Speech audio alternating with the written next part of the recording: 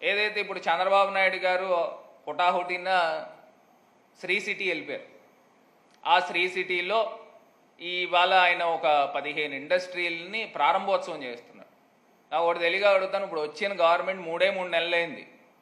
ఇవన్నీ కూడా జగన్మోహన్ రెడ్డి గారు ముఖ్యమంత్రి కింద ఉన్నప్పుడు ఇవన్నీ స్టార్ట్ అయినాయి, శంకుస్థాపనలు అయినాయి. ఇక్కడ ఆయన ఆఫీస్ దగ్గర, క్యాంప్ ఆఫీస్ దగ్గరే వర్చువల్గా ప్రారంభించారు, శంకుస్థాపనలు చేశారు.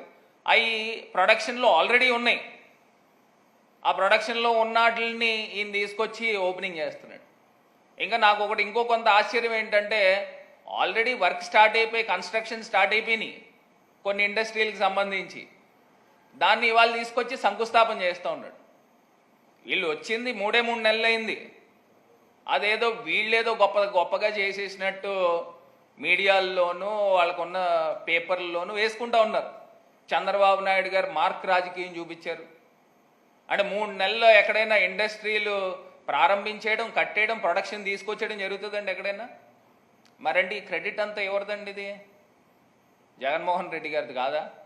అంటే మీకులాగా మేము ప్రచారం చేసుకోలేకపోవచ్చు, కాకపోతే ఈ వాస్తవాలు ఈ ప్రజలన్నీ కూడా గమనించాలి. ఎందుకంటే జగన్మోహన్ రెడ్డి గారు ముఖ్యమంత్రి కింద ఉన్నప్పుడే ఈ ఇండస్ట్రీలు శంకుస్థాపనలు జరిగినాయి. ఇవి కంప్లీట్ అయ్యి ఆల్రెడీ ప్రొడక్షన్లో వచ్చేసినాయి. అవి వర్చువల్గా కూడా ఆయన కొన్ని ఓపెన్ చేయడం కూడా జరిగింది. ఇప్పుడు ఇవాళ తీసుకొచ్చి చంద్రబాబు నాయుడు గారు మీడియా స్టంట్, అంతకుమించి ఏం లేదు. లేదా 3 నెలల్లో ఇండస్ట్రీలు కట్టేయడం ఎలాగైపోద్ది, ప్రొడక్షన్ చేసేయడం ఎలాగైపోద్ది. ఆల్రెడీ అక్కడ శ్రీ సిటీలో కొన్ని వెళ్తే కొన్ని ఇండస్ట్రీలు ఆల్రెడీ స్టార్ట్ అయిపోయినాయి వర్క్. ఈయన తీసుకొచ్చి భూమి పూజ అని స్టార్ట్ చేస్తూ ఉన్నారు. ఇవన్నీ కూడా ప్రజలు గమనించాలి. ఇవన్నీ కూడా ఇంకా క్లియర్ డేటాతో ఒకరోజు పవర్ పాయింట్ ప్రజెంటేషన్ చేస్తాం.